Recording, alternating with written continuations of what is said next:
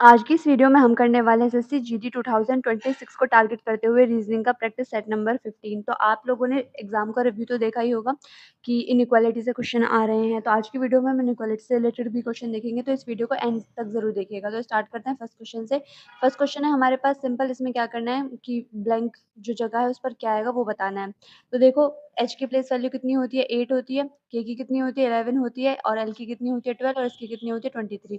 तो अब देखेंगे यहाँ पर कितनी आ गई, आई मतलब 9 आ गया, जे मतलब 10 आ गया, एन मतलब कितना आ गया 14, और यहाँ पर कितना आ गया 21। यानी एक प्लस हो गया, फिर दूसरे में क्या हुआ, एक माइनस हो गया, फिर क्या हुआ है हमारे पास में इसमें 12 में 2 प्लस हो गए। तो ऐसे ही करते हैं, 8 में क्या करेंगे हम 1 प्लस कर देंगे। ठीक है, यहाँ पर भी तो ऐसे ही हो रहा है, 9 से फिर 10 हो गया, 10 से फिर 11 हुआ होगा, फिर 11 से 12, यानी पहला लेटर क्या होगा मेरे पास में, के होगा। सबका ही लेटर के है। 11 के साथ क्या हो गया है, 11 से 1 कम कितना आ गया, 10 आ गया, 10 से 1 कम 9 आ गया, फिर 9 से 1 कम आएगा एच आएगा, तो के एच होगा। तो कौन सा, ये और ये तो हमारे आंसर हो नहीं सकते, ये 2 होगा। फिर इनमें से एल से कितना होता है नंबर, 14 हो गया, फिर 14 से 16 हो गया, तो 16 से कितना होगा हमारे पास में 18, यानी के एच, और कितना आएगा हमारे पास में आर आएगा। और तो ये भी हमारा आंसर नहीं हो सकता, कौन सा आंसर होगा, ऑप्शन नंबर 4। तो के एच आर आ गया। लास्ट लेटर भी देख लेते हैं क्या आएगा, ये आ गया डब्ल्यू, डब्ल्यू से 2 कम होकर कितना हो गया 21, तो 21 से 2 कम होकर फिर आ गया 19, 19 से 2 कम होकर क्या आएगा 17, 17 मतलब क्यू। तो के एच आर क्यू हमारा राइट आंसर हो जाएगा।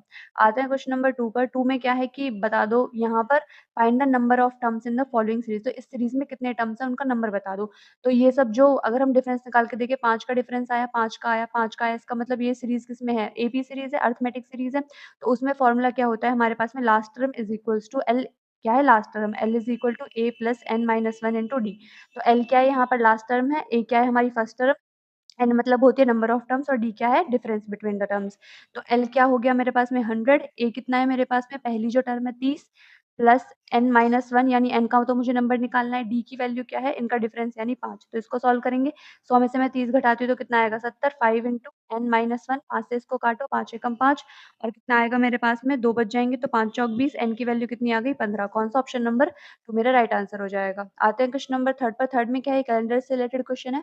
February 29, 2024 was a Thursday. What day of the week will be February 29, 2028? तो देखो हमारे पास में जो डेट है वो तो सेम है, बस ईयर का ही डिफरेंस है, तो वो हम निकालते हैं, ऑड डेज निकालेंगे। ऑड डेज कैसे निकालेंगे हम, ऑड डेज होता है हमारे पास में कि पहले तो डिफरेंस देखो कितने का है, 2024 2028 कितने का डिफरेंस आया 4 का, प्लस जितने भी लीप ईयर है। अब देखो 29 फरवरी से स्टार्ट हो रहा है, तो 2024 वाला तो लीप ईयर हम काउंट करेंगे ही नहीं। तो कौन सा लीप ईयर आया, 2024 एक लीप ईयर था, पर लेकिन ये 29 फरवरी के बाद वाली है ना, मतलब 29 फरवरी तो काउंट नहीं हो रहा, तो ये वाली हम लीप ईयर लेंगे नहीं। फिर इसके बाद कौन सा आएगा 2028 आएगा, क्योंकि 29 फरवरी है तो ये तो हमारा काउंट हो रहा है। अगर हमारे पास यहाँ पर फरवरी 28 लिखा होता ना तो हम इस लीप ईयर को काउंट नहीं करते, इसमें 29 लिखा हुआ है इसलिए हम इसको काउंट करेंगे। तो +1 तो कितने और डेज आ गए, 5 आ गए। तो अगर मैं इसको 7 से डिवाइड करती हूँ तो कितना आएगा मेरे पास में, जो रिमाइंडर होएगा वो 5 ही आएगा ना, क्योंकि 7 से तो छोटा ही तो 5 ही है। तो +5 कर दो बस, थर्सडे में मुझे 5 प्लस जाना है, तो मंडे 1 को लिखते हैं, मंडे, ट्यूसडे 2, और ये मंडे, ट्यूसडे, वेडनेसडे को 3, और मंडे, ट्यूसडे, वेडनेसडे, थर्सडे, और ये फ्राइडे, और ये सैटरडे, और ये संडे। इस टाइप से लिखते हैं ना, तो इसकी वैल्यू कितनी है 4, इसकी 5, इसकी 6, और इसकी कितनी 7। तो 4 से मुझे कहाँ पे जाना है, 5 प्लस करने हैं। अगर मैं इसमें प्लस करती हूँ, थर्सडे का नंबर कितना है 4, प्लस कितना 5, 5 4 9 आ जाएँगे, 7 से डिवाइड करूँगी तो एलसीएम कितना आ जाएगा, एलसीएम नहीं सॉरी वो क्या आएगा, रिमाइंडर कितना आएगा 2 आएगा। तो 2 नंबर पे कौन है मेरा, ट्यूसडे। तो कौन सा ऑप्शन नंबर 1 मेरा राइट आंसर हो जाएगा। इसके लिए आपको कैलेंडर की नॉलेज होनी चाहिए। आते हैं क्वेश्चन नंबर 4 पर। 4 में क्या है, हमें बताना है कि इवैल्यूएट कर दो इसकी वैल्यू को। तो प्लस और मल्टीप्लाई को इंटर, प्लस मीन्स क्या है मल्टीप्लाई है, तो 7 plus means multiply, 5 multiply means क्या है -3, और माइनस मीन्स क्या है +2। ठीक है, तो इसको सॉल्व कर लो, 35, और कितना आएगा मेरे पास में 3 में से 2 -3 और ये +2 तो -1, 35 में से एक जाएगा कितना बचेगा 34। कौन सा ऑप्शन नंबर 1 मेरा राइट आंसर हो जाएगा। ऐसे ही तो हुआ है ना भाई, प्लस को मल्टीप्लाई में चेंज कर दिया गया, मल्टीप्लाई को माइनस में, और माइनस को प्लस में चेंज कर दिया गया। आते हैं क्वेश्चन नंबर 5 में। 5 में क्या है बता दो, क्वेश्चन मार्क कीजिएगा क्या आएगा। देखो जेड से वाई आया, वाई से एक्स आया, एक्स से आया डब्ल्यू, मतलब एक एक कम हो गया, तो डब्ल्यू से क्या आएगा वी, ये तो हमें पता है, तो ये आंसर नहीं हो सकता, ये नहीं हो सकता, इन दोनों में से कोई एक आंसर होगा। हम ऑब्जर्व करते हैं तो नंबर्स को, इनमें से कितना माइनस हुआ है 6, माइनस नहीं हुआ सॉरी प्लस हुआ है, इसमें कितना ऐड हुआ है फिर 4 ऐड हुआ है, इसमें कितना ऐड हुआ है फिर 6 ऐड हुआ है, तो हम यहाँ पर भी 4 ऐड करेंगे, करेंगे ना। तो 89 + 4 करती हूँ तो मैं कितना आएगा मेरे पास में 9 4 13 और 1 93 पर 93 तो मुझे ऑप्शन में दिखा ही नहीं, यानी ये तो पैटर्न नहीं है। और कुछ ऑब्ज़र्व करने की कोशिश करो, यहाँ पर 73 है, यहाँ पर 79 है, यहाँ पर 83 ये सब क्या है, प्राइम नंबर नहीं है? प्राइम नंबर है ना हमारे पास में, तो अगला जो भी नंबर होगा वो भी क्या होगा, यानी प्राइम प्राइम नंबर ढूँढ रहे हैं, तो अगला प्राइम क्या होगा हमारे पास में 97, ऑप्शन नंबर 2 मेरा राइट आंसर हो जाएगा। आते हैं क्वेश्चन नंबर 6 पर, 6 में क्या है, which of the following are twin prime numbers? Twin prime number select करना है, सबसे पहले हमें पता होना चाहिए कि ट्विन जो प्राइम नंबर्स होते हैं वो होते कौन से प्राइम नंबर्स हैं? ऐसे 2 प्राइम नंबर्स जिनका जो डिफरेंस हो वो 2 हो, तो उनको हम क्या बोलेंगे? ट्विन प्राइम बोलेंगे। एक्स वाई अगर हमारे पास में ट्विन प्राइम है तो एक्स माइनस वाई, यानी इनका डिफरेंस कितना होना चाहिए? 2 का होना चाहिए। तो किनका डिफरेंस 2 है? देखो 61 में से अगर हम 59 घटाते हैं कितना आएगा? 2, तो ये हमारा राइट आंसर हो जाएगा, और किसी में डिफरेंस जो है वो 2 नहीं है। ये दोनों प्राइम भी है और इनका डिफरेंस भी क्या है? 2 है। आते हैं क्वेश्चन नंबर 7, 7 में क्या है? What is the product of the smallest prime number and the smallest odd composite number? Smallest prime number कौन-सा होता है? हमारा 2 होता है, और स्मॉलेस्ट ऑड कंपोजिट नंबर, तो कंपोजिट नंबर देखो 1 तो हमारा नाइदर प्राइम नॉर कंपोजिट होता है, ठीक है? 2 क्या होता है? हमारा प्राइम होता है, और कंपोजिट नंबर क्या होते हैं? कंपोजिट नंबर हमारे स्टार्ट होते हैं किससे? 3 तो हमारा प्राइम नंबर हो गया, 4 से स्टार्ट हो गया, 4 हो गया, फिर कौन-सा आता है हमारे पास में? 6 हो गया, लेकिन हमें ऑड कंपोजिट नंबर देखना है, पहला ऑड कंपोजिट कौन है? तो 7 क्या होता है हमारे पास में? ये भी एक प्राइम नंबर है। 8 क्या हो गया हमारे पास में? ऑड कंपोजिट नंबर हो गया। 9 है, 9 ऑड भी है और क्या है हमारे पास में? कंपोजिट नंबर भी है, ठीक है? और क्या है? जिसके मतलब 1 के अलावा भी फैक्टर्स होते हैं। 1 के अलावा और खुद के अलावा भी जो है उसके फैक्टर्स हो, उसे हम कंपोजिट नंबर बोलते हैं। तो 9 हो गया पहला, तो प्राइम कौन-सा होगा? इनका हमें क्या लिखना है? प्रोडक्ट यानी मल्टीप्लिकेशन, तो 2 इंटू 9 करूँगी तो मैं कितना आएगा? 18 आएगा। कौन-सा ऑप्शन नंबर? 4th मेरा राइट आंसर होगा। आते हैं क्वेश्चन नंबर 8 पर, 8 में क्या है कि ऑड वन आउट सिलेक्ट करना है, कौन-सा अलग है वो सिलेक्ट करना है। देखो इलिप्स, पिरामिड, सिलेंडर और ये स्केच। हम जानते हैं ये तीनों के तीनों क्या है? हमारे ज्योमेट्रिकल फिगर है, लेकिन स्केच क्या है? स्केच तो ड्राइंग बनाई जाती है ना, उसको बोलते हैं, तो ये हमारा अलग हो जाएगा, तो ऑप्शन नंबर 4 मेरा राइट आंसर हो जाएगा। आते हैं क्वेश्चन नंबर 9th, 9th में क्या है कि यहाँ पर क्वेश्चन मार्क की जगह क्या आएगा वो हमें बताना है, ठीक है? तो देखो कोई भी चीज़ 4 से 9 यानी 2 का स्क्वायर है, ये तो 3 का स्क्वायर है, ये तो 4 का स्क्वायर है, ये तो 5 का स्क्वायर है, तो बोल सकते हैं नेक्स्ट किसका आएगा? 6 का स्क्वायर मतलब 36 होगा। नेक्स्ट नंबर हमें सिलेक्ट करना है, तो 36 ये आंसर नहीं होगा, ये नहीं होगा, इन दोनों में से कोई एक आंसर होगा। अब 2 से 3, 3 से 5, 5 से 7, 7 से कितना आना चाहिए हमारे पास में? 7 से या तो कितना आना चाहिए हमारे पास में? अगर ये 1 से स्टार्ट होता तो हम बोलते थे कि ऑड नंबर्स का गैप है, ठीक है? जैसे 1 से स्टार्ट होता, फिर इसके बाद 2, फिर इसके बाद क्या होता हमारे पास में? 1 नहीं होता, 1 होता, 3 होता, 5 होता, तो बोल देते ऑड नंबर से, लेकिन ये तो हमें प्राइम नंबर्स दिख रहे हैं ना, 2, 3, 5, 7, तो नेक्स्ट क्या आएगा? 11, 11 प्राइम नंबर, तो कौन-सा ऑप्शन नंबर 4th मेरा 4th नहीं सॉरी 3rd राइट आंसर हो जाएगा। आते हैं क्वेश्चन नंबर 10, 10 में क्या है? डायरेक्शन डिस्टेंस का क्वेश्चन है, इससे भी काफ़ी क्वेश्चन देखने को मिले हैं। तो a person walks 7 kilometre south, तो मतलब 7 किलोमीटर साउथ, यही तो हमें डायरेक्शन होती है भई, देखो ये डायरेक्शन होती है ना, ईस्ट, वेस्ट, नॉर्थ और ये साउथ, ठीक है? तो एक पर्सन क्या होता है 7 मीटर साउथ जाता है, तो 7 मीटर क्या गया? वो साउथ गया। ठीक है? फिर क्या होता है 24 किलोमीटर ईस्ट, तो ईस्ट इधर की तरफ है, तो 24 किलोमीटर वो क्या गया?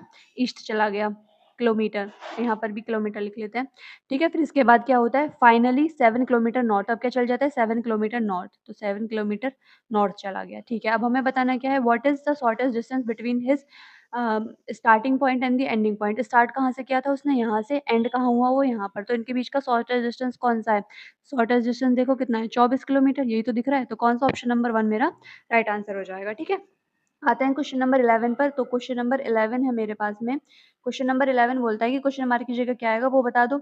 ये जेड आया, जेड से वाई आया, वाई से एक्स हुआ, यानी जेड की कितनी होती है प्लेस वैल्यू 26, इसकी कितनी होती है 25 होती है, इसकी कितनी होती है 24, तो अगले वाले की कितनी होगी 23, 23 मतलब क्या आएगा? पहला लेटर डब्ल्यू आएगा, फिर इसके बाद बी, बी, सी, डी मतलब एक-एक लेटर ऐड होता जा रहा है, तो अगला लेटर कौन-सा होगा? ई होगा। फिर इसके बाद देखते हैं वाई 25 होती है, इसकी कितनी होती है 23 यानी 2-2 माइनस हो गए, इसकी कितनी होती है 21, 21 में से 2 माइनस करूँगी तो यू आएगा, यू मतलब ये 21 ही तो आएगा भई, तो डब्ल्यू ई यू, तो ये दिख रहा है, यही वाला मेरा राइट आंसर है। पूरा भी लिख लेते हैं। देखो डी कितनी प्लेस वैल्यू होती है 4, 4 से 2 6, 6 2 8, 8 2 10 यानी कितना आएगा? जे आएगा, तो कौन सा ऑप्शन नंबर यही वाला मेरा राइट आंसर होगा। आते हैं क्वेश्चन नंबर 12, 12 में क्या है? इनइक्वालिटी का क्वेश्चन है, तो इनइक्वालिटी से भी काफी क्वेश्चन देखने को मिले हैं, तो देखो इस क्वेश्चन को करने से पहले हम थोड़ा सा बेसिक समझ लेते हैं। इनइक्वालिटी, ठीक है? इनइक्वालिटी में क्या होता है हम कंपैरिजन करते हैं, जैसे कि ए इज ग्रेटर देन बी, ठीक है? या फिर हम बोल सकते हैं कि सी इज लेस देन ए, इस टाइप से होते हैं। तो इसमें क्या होता है डेफिनेट सिंबल होते हैं कुछ, डेफिनेट सिंबल होते हैं और कुछ क्या होते हैं, इंडेफिनेट सिंबल होते हैं। ठीक है? तो इसको तो आप ईज़िली कर लेंगे। डेफिनेट सिंबल कौन से हो गए? जैसे ये हो गया हमारे पास ग्रेटर देन का, लेस देन का या फिर इक्वल टू का, यानी या तो बड़ा है या छोटा है या फिर क्या है, बराबर है। यही हमारे पास में क्या हो गए, ये हमारे पास में डेफिनेट सिंबल हो गए। इंडेफिनेट सिंबल है या तो बराबर होगा या तो क्या होगा, उससे बड़ा होगा, या तो बराबर होगा या तो उससे छोटा होगा। इस टाइप के जो होते हैं, या फिर इक्वल नहीं होगा। अब बड़ा है छोटा है वो हमें नहीं पता, इन्हें क्या बोलते हैं, हम इंडेफिनेट सिंबल बोलते हैं। जैसे अब मैं देखूं a is greater than b and is equal to c, तो मैं इससे क्या कंपैरिजन निकाल सकती हूँ कि जो b है ना वो c के बराबर है, तो b की जगह c भी लिख सकती हूँ। तो यहाँ से मैं लिख सकती हूँ a बराबर बड़ा होगा c से, लिख सकती हूँ ना, बिल्कुल लिख सकती हूँ। बस यही हमें इन सब में करना होता है और कुछ नहीं है। और अगर जैसे हमारे पास में दो ऐसे नंबर आ जाएं कि a इज ये ग्रेटर और ये b और ये ग्रेटर देन इक्वल टू का साइन है, तो हमें अगर लिखना हो a और c में क्या रिलेशन होगा, तो इसमें मैं आपको एक बॉक्स बता देती हूँ। जैसे मेरे पास में ये बॉक्स है, ठीक है, या फिर बॉक्स छोड़ो, सिंपल चीजें बता देती हूँ कि जैसे मेरे पास में ये वाला साइन है, ठीक है, और मेरे पास ये एक वाला साइन है, ग्रेटर का साइन है, ग्रेटर इक्वल का साइन है, तो इनमें से कौन सा जो होगा वो हमारा स्ट्रॉन्ग पड़ जाएगा, कौन सा, ये वाला। तो ये वाला साइन क्या होगा, ये वाला साइन स्ट्रॉन्ग पड़ जाएगा। अगर मेरे पास में ये वाले साइन है और ये है, तो इनमें से कौन सा जीतेगा, ये वाला साइन। अगर मेरे पास में ये है और ये है, तो हम क्या बोलेंगे answer, C and D, can not define, हम नहीं डिफाइन कर सकते क्या होगा आंसर। ठीक है, तो बस ये छोटी छोटी बातें आपको याद रखनी है, आप इनइक्वालिटी के क्वेश्चन आसानी से कर लोगे। ठीक है, तो यहाँ पर अब इस क्वेश्चन को पढ़ते हैं।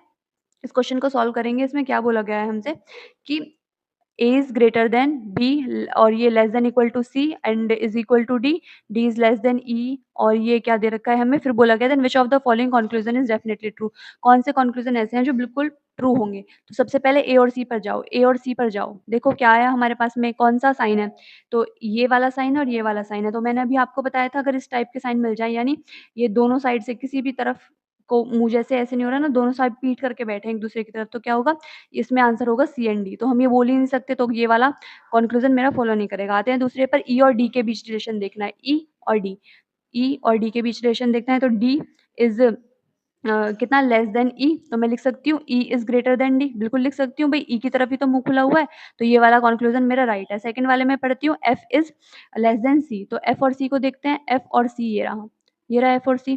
तो देखो क्या है मेरे पास में, ये तो क्या बोल सकते हैं, सी, देखो ये डी है और यहाँ पर क्या है मेरे पास में, ई और यहाँ पर एफ है। तो सी और एफ के बीच में मैं आती हूँ, तो मेरे पास में देखो इसमें और इसमें तो कौन जीत गया, मेरे पास में ये वाला साइन जीत गया, लेकिन इसमें और इसमें कौन जीत सकता है, बताओ कौन जीत सकता है, कुछ भी नहीं कह सकते ना हम, कौन जीतेगा कौन नहीं जीतेगा, हमने तो भाई, हाँ इसमें आप ये भी ऐड कर सकते हो कि अगर ऐसे आमने सामने भी मुंह खुले हो ना, तो भी क्या होंगे, हम सी एंड डी ही आंसर करेंगे। तो ये वाला कंक्लूजन भी मेरा फॉलो नहीं करेगा, तो कौन सा आंसर होगा मेरा, only two, option number A मेरा राइट आंसर हो जाएगा। आते हैं क्वेश्चन नंबर 13। 13 में क्या है कि ऑड वन आउट सेलेक्ट करना है, तो हमें पता है डॉग क्या करते हैं, बार्क करते हैं, यानी भौंकते हैं वो, और जो कैट क्या करते हैं, मियाऊ, और जो हमारे पास में काऊ है उनका साउंड यही होता है, लेकिन जो स्नेक होते हैं उनका साउंड हमें क्या पता है, क्या होता है, हिश होता है। तो ऑप्शन नंबर जो यही है, यही मेरा गलत हो जाएगा, ऑप्शन नंबर थर्ड, मतलब यही राइट आंसर होगा। आते हैं क्वेश्चन नंबर 14। 14 में क्या है, सिलोगिज्म का क्वेश्चन है। सबसे पहले वेन डायग्राम बनाएंगे। सम टैब्स आर मेडिसिन, कुछ ऐसी टैब्स हैं जो कि क्या है, मेडिसिन है। ओके, फिर बोला गया सम टैब्स आर ऑइंटमेंट्स, कुछ ऐसी टैब्स हैं जो कि क्या है, ऑइंटमेंट्स भी हैं। ठीक है, सम मेडिसिन आर ब्रांचेस, कुछ ऐसी मेडिसिन है ना जो ब्रांचेस भी हैं। तो बना लिया वेन डायग्राम। अब पढ़ते हैं कंक्लूजन को। सम टैब्स आर ब्रांचेस, कुछ ऐसी टैब्स हैं जो ब्रांचेस है। क्या टैब्स और ब्रांचेस का हमें कोई रिलेशन पता है, नहीं पता, इसके बारे में तो कोई बात ही नहीं हुई, तो ये हम कैसे कह सकते हैं कि रिलेशन है या नहीं है। तो ऑप्शन नंबर, मतलब ये वाला जो है कंक्लूजन फॉलो नहीं करेगा। दूसरे को पढ़ते हैं, सम मेडिसिन आर ऑइंटमेंट, कुछ ऐसी मेडिसिन है जो कि ऑइंटमेंट है। तो देखो भाई, सम मेडिसिन आर ऑइंटमेंट, ये हमने शायद गलत बना लिया ना, सम टैब्स आर, सॉरी फिर से बनाते हैं।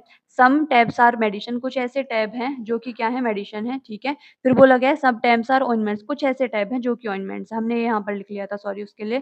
फिर पढ़ते हैं दूसरा, सम मेडिसिन आर ब्रांचेस, कुछ ऐसी मेडिसिन है जो कि क्या है, ब्रांचेस है।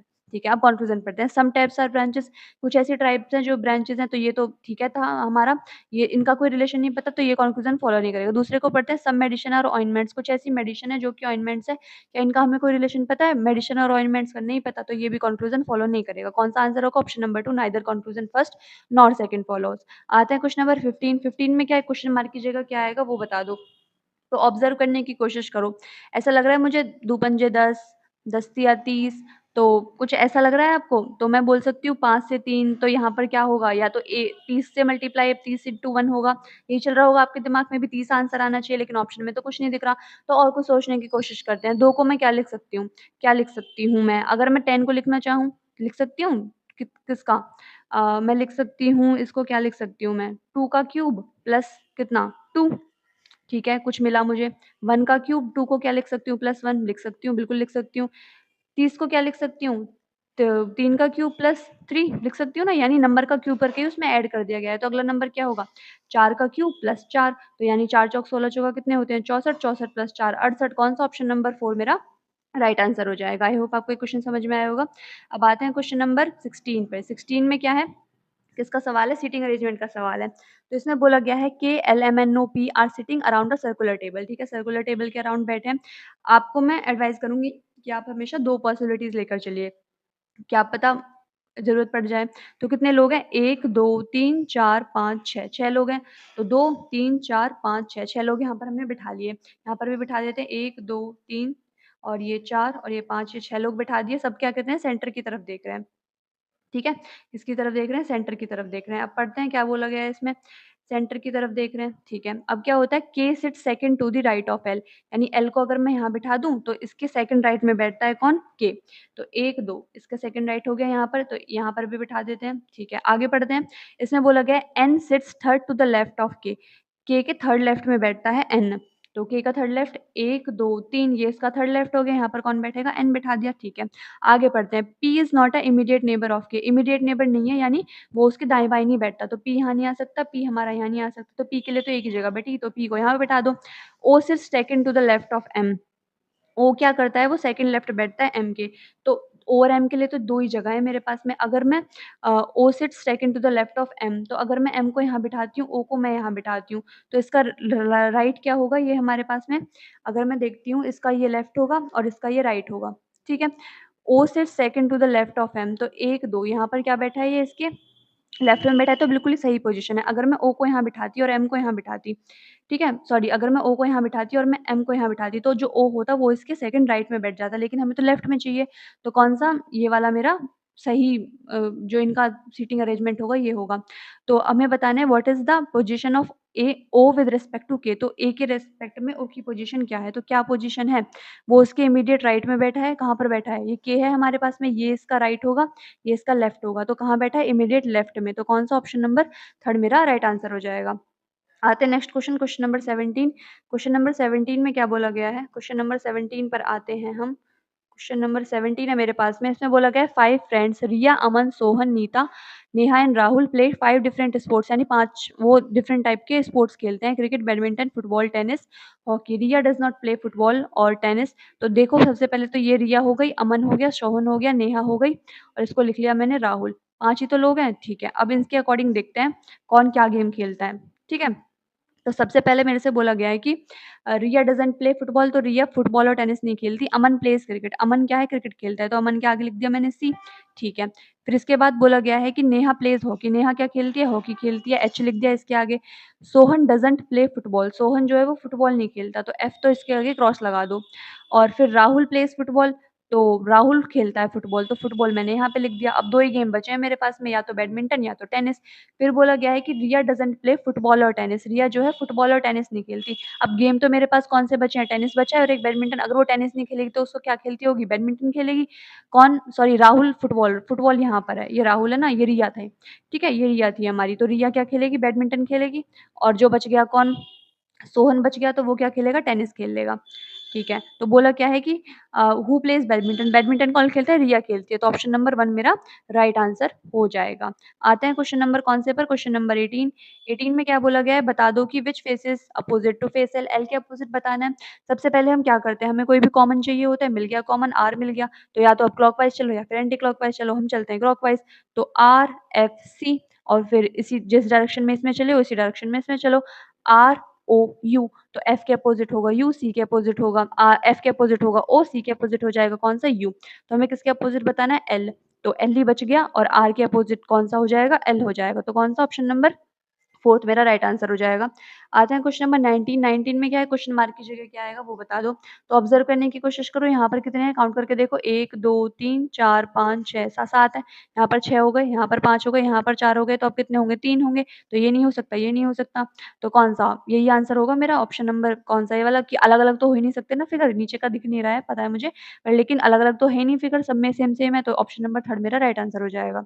आते हैं क्वेश्चन नंबर 20 पर। 20 में क्या है, इसमें बताना है कि हमें कौन से में अलग है, जो ऑप्शन को, जो इनको मेल नहीं खाती है, कौन-सा है। तो लाइब्रेरी में बुक्स होती हैं, एक्वेरियम में जो फिश टैंक होता है उसमें फिश ही तो रखी जाती है भई, ठीक है। गैरेज में कार्स रखी जाती है, किचन में शेफ़ होता है। किचन का रिलेशन शेफ़ से होता है, लेकिन किचन में मेनली तो खाने से रिलेशन होता है ना, कि किचन में, रसोई में क्या होता है, खाना होता है, तो ऑप्शन नंबर ये वाला मेरा अलग हो जाएगा। तो कौन-सा, क्योंकि देखो यहाँ पर निर्जीव थी, बुक्स है, फिश है, कार्स है, तो यहाँ पर भी क्या होना चाहिए, नॉन लिविंग कुछ आनी चाहिए, यानी खाने की बात हो रही है, शेफ़ तो लिविंग हो गया, तो ये वाला मेरा राइट आंसर हो जाएगा। तो अब ये आप लोगों के लिए होमवर्क क्वेश्चन, जिसका आंसर आप लोग कमेंट बॉक्स में ज़रूर लिखिएगा, और अगर आपको ये वीडियो अच्छी लगी हो तो चैनल को लाइक, शेयर और सब्सक्राइब करना बिल्कुल मत भूलिएगा। मिलते हैं ऐसी ही नेक्स्ट वीडियो में, तब तक के लिए keep learning and keep growing.